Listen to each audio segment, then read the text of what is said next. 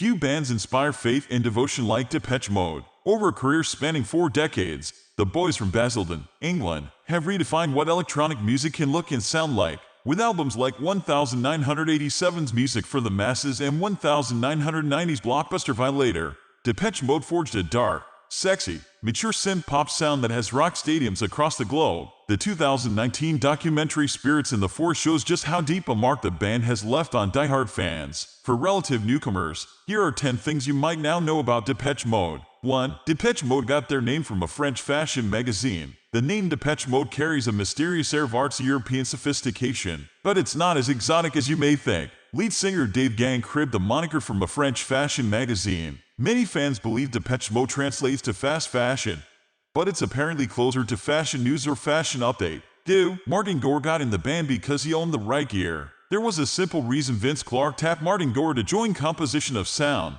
the group that would become Depeche Mode. Gore owned a Yamaha CS5 synthesizer. That's why we got him, and because he had a synth, not for any other reason.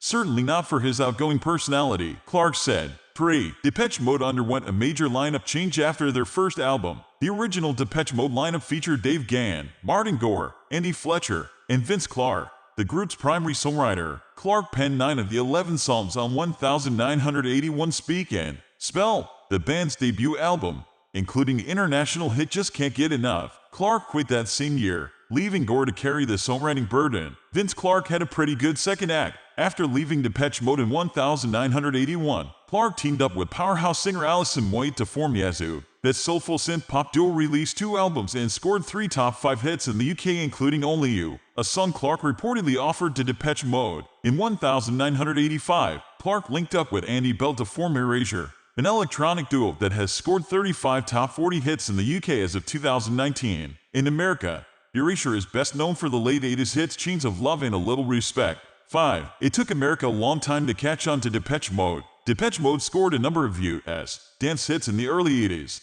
but it wasn't until 1985's People Are People that mainstream American audiences finally warmed to these leather-clad synth-popsters. The anthemic plea for tolerance reached #13 on the Billboard Hot 100 and remained the band's biggest American pop hit until Personal Jesus in 1989.